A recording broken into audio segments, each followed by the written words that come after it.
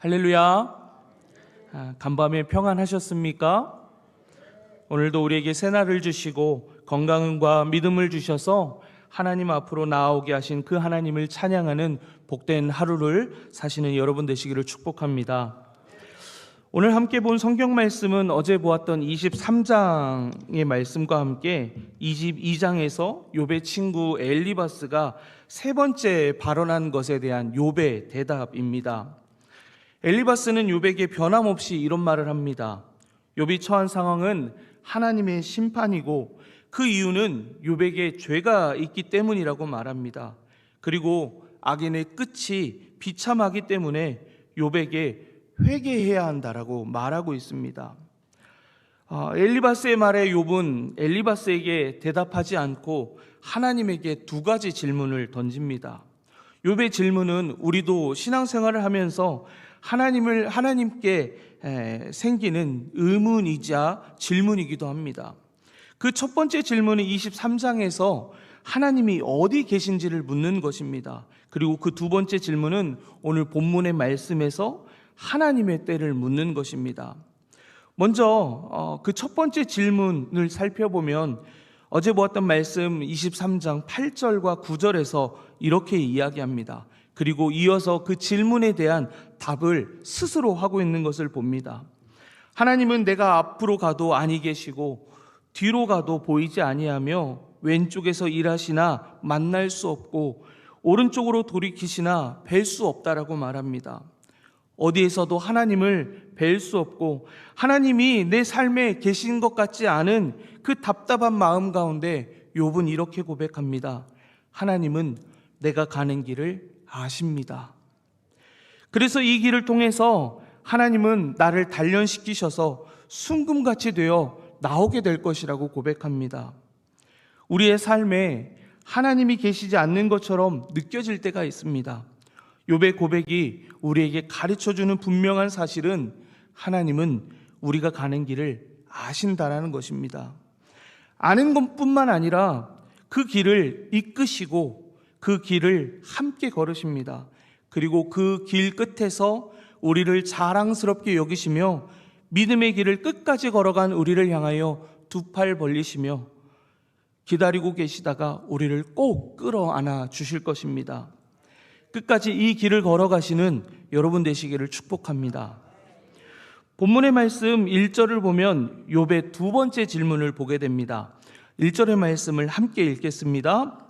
어찌하여 전능자는 때를 정해놓지 아니하셨는고 그를 아는 자들이 그의 날을 보지 못하는고. 아멘.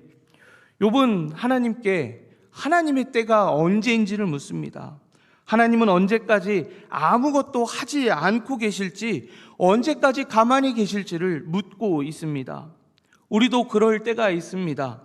삶의 고난이 찾아와서 이 고난이 언제 끝날지, 더욱이 하나님 앞에 신실한 믿음으로 살면서 경건하게 살려고 부단히 노력하고 믿음으로 살려고 했던 사람이라면 내 삶에 아무것도 하지 않으시는 하나님 앞에 하나님 무엇을 하고 계십니까? 라고 하나님의 때를 물을 때가 있다라는 것입니다. 고난의 끝을 모르는 사람은 절망할 수밖에 없습니다. 그러나 하나님의 공의를 완전히 실현하실 때를 정해 주셨음을 믿으시기 바랍니다. 그때를 우리는 알지 못할 뿐이지 정하신 때가 분명히 있다라는 것입니다. 전도서 3장 1절의 말씀을 보면 우리에게 이렇게 말하고 있습니다. 범사에 기한이 있고 천하만사가 다 때가 있나니. 아멘. 그렇기에 우리는 하나님이 모든 것을 이루실 그때를 묵묵히 기다려야 합니다. 엘리바스와 그의 친구들은 이렇게 말합니다. 고난은 하나님의 심판으로 인한 것, 곧 죄가 있기 때문이라고 말입니다. 그들의 말대로라고 하면 악인은 하나님의 심판을 받아야 합니다. 그러나 본문 2절에서 12절의 말씀을 보면 욥의 시선에 보이는 악인들의 불의한 모습에도 하나님은 심판하고 계시지 않고 하나님은 가만히 계신 것을 보게 됩니다. 악인들은 땅의 경계를 옮겨서 그들의 땅을 넓힙니다. 양떼를 빼앗고 고아의 나귀를 몰아가며 과부들의 소를 볼모로 잡고 가난한 자들을 학대합니다. 그래서 그들은 소나기에 젖게 되고 바위를 안고 자는 비참한 삶을 살고 있습니다. 또한 고아를 어머니 품에서 빼앗아서 가난한 자들의 옷을 볼모 잡아 헐벗고 굶주리게 하는 그런 모습을 보게 됩니다. 욥의 자신의 상황, 그가 처해 있는 상황 안에서 다른 이들의 고통을 보는 것, 다른 이들의 고난을 보는 것 참 쉽지 않은데, 이제 욥의 시선은 자신의 고난에 멈춰 있지 않고 고통받고 있는, 나보다 더 큰 고난 가운데 있는 사람들을 향해 시선이 옮겨졌고, 그 세상에서 들려오는 다양한 탄식 소리를 가지고 하나님 앞에 나아가 탄식하고 있는 모습을 보게 됩니다. 악인들의 횡포 아래 있는 사람들은 소리를 지를 수 없습니다. 그래서 눈물조차도 마음대로 흘리지 못하며 그 눈물을 속으로 삼키게 됩니다. 이런 사람들의 소리를 누가 들어줄 수 있으며 이런 사람들의 눈물을 누가 닦아줄 수 있겠습니까? 바로 그 삶을 먼저 걸어가며 하나님의 때를 묻고 물었던 사람, 이제는 하나님의 일하심 가운데 더 이상 소리 지르지 않고 눈물을 삼키지 않아도 되는 사람, 그 사람이 그들의 소리를 들어주고 그들의 눈물을 닦아주어야 하는 것입니다. 그 사람이 바로 나입니까? 그렇다라고 하면 우리가 그들의 소리를 들어주고 그들의 눈물을 닦아주어야 합니다. 주님께서 우리의 신음소리에 귀를 기울이시고 우리의 눈물을 닦아주신 것처럼 말입니다.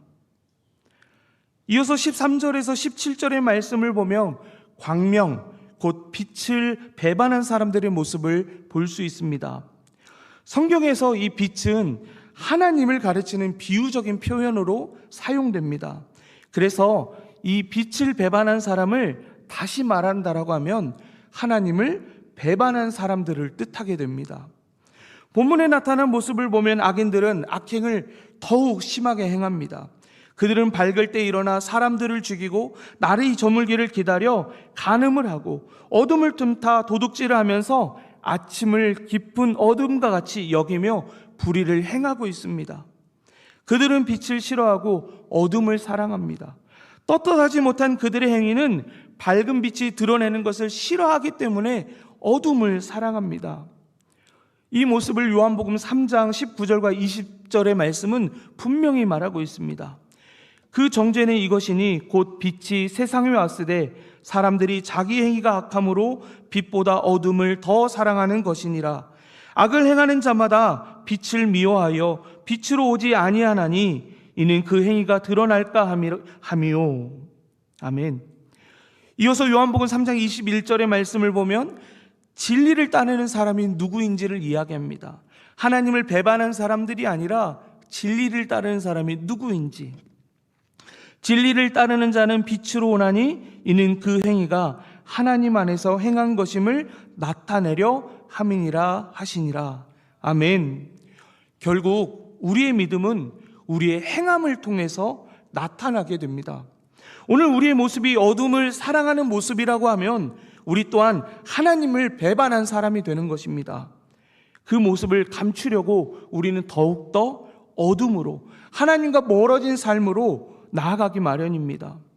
오늘 이 새벽에 이 자리에 있다라는 것, 어둠이 아니라 빛으로 나아가는 모습이 아닌가 싶습니다. 어쩌면 이미 우리는 빛 가운데 사는 사람, 곧 우리는 빛에 속한 사람이다라고 하나님이 우리에게 말씀하십니다. 빛은 어떤 능력이 있습니까? 어둠을 쫓아내는 능력이 있습니다. 어두운 곳을 환하게 밝히는 능력이 있습니다. 우리에게 빛이 있다면 우리를 통해서 어둠은 떠나가고 어두운 곳은 환하게 될 것입니다. 이것이 우리가 우리의 삶에서 나타내야 할 능력입니다. 죽음의 그늘에서 어둠에 떨고 있는 우리 사랑하는 가족과 이웃들이 있지 않습니까? 그들이 우리의 빛을 통하여서 주님께로, 빛이신 주님께로 나아갈 수 있음을 기억하시면서 하나님의 방법인 한 사람을 통해 많은 사람이 구원받게 되는 그 복의 통로로 사는 여러분 되시기를 축복합니다. 빛으로 부르신, 빛으로 살게 하신 여러분의 삶이 여러분의 사랑하는 가족을, 여러분의 사랑하는 이웃을 구원하게 될 것을 믿고 그 빛으로 살아가는 여러분 되시기를 다시 한번 축복합니다. 앞에서 살펴본 욥의 모습은 하나님의 때가 언제인지, 악인들의 심판은 언제 이루실 건지 하나님께 따집니다. 그러나 본문 18절에서 25절까지의 말씀을 보면 욥의 모습은 하나님께 따지기만 하는 것이 아니라 그에게 분명한 믿음이 있다라는 것을 보게 됩니다. 바로 악인들이 심판받는다라는 사실을 의심하지 않고 있다라는 것을 보게 됩니다. 곧 하나님의 심판이 악인들의 형통을 우리는 알 수 없지만 언젠가는 끝내실 것이라는 것을 믿고 있다라는 겁니다.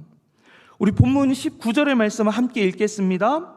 가뭄과 더위가 눈 녹을 물을 곧 빼앗나니 수월이 범죄자에게도 그와 같이 하느니라. 아멘.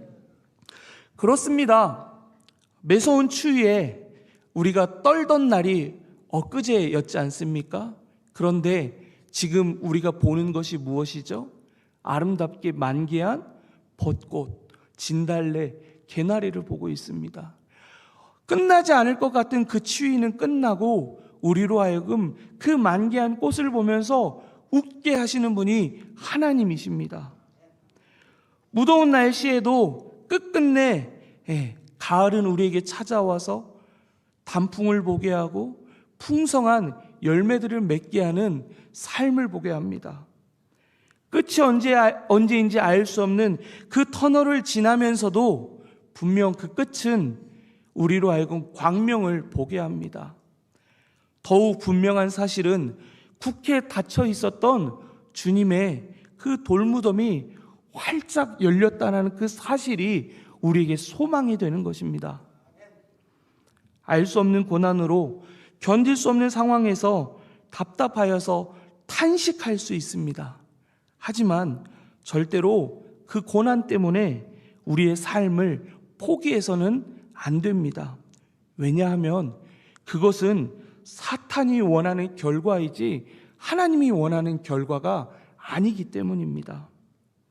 우리는 하나님의 때가 언제인지 알 수 없습니다. 하지만 우리가 분명히 알 수 있는 사실은 하나님은 선하시고 의로우시다라는 것입니다. 그 선하고 의로우신 하나님께서 반드시 우리의 삶 가운데 하나님의 선하심과 의로우심을 보게 하실 것입니다. 그렇기 때문에 우리는 믿음으로 견디며 살아야 합니다. 그것이 분명 힘든 줄 압니다. 그것이 아무런 위로가 되지 않는 것도 압니다. 그런데 욥과 같이 하나님의 때를 묻고 또 물을 수밖에 없는 그 상황에서 반드시 하나님은 심판하실 거라는 것을 믿고 나아가서 결국에 끝까지 이 믿음의 길을 완주하시는 여러분 되시기를 축복합니다. 사랑하는 성도 여러분, 주변을 한번 보시기 바랍니다. 주변에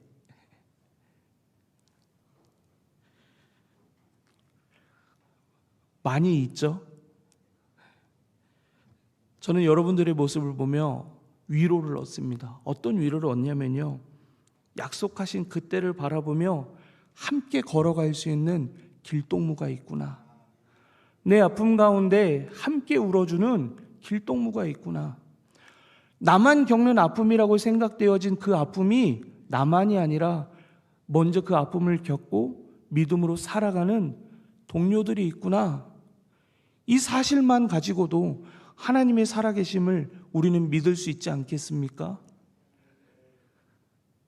그 새벽 길동무들과 함께 이 믿음의 길을 끝까지 걸어가셔서 여러분을 향하여 두 팔 벌리시고 잘 왔다, 잘 왔다 라고 위로해 주시고 칭찬해 주실 그 주님의 품 안에 안겨 사는 여러분 되시기를 간절히 축복합니다.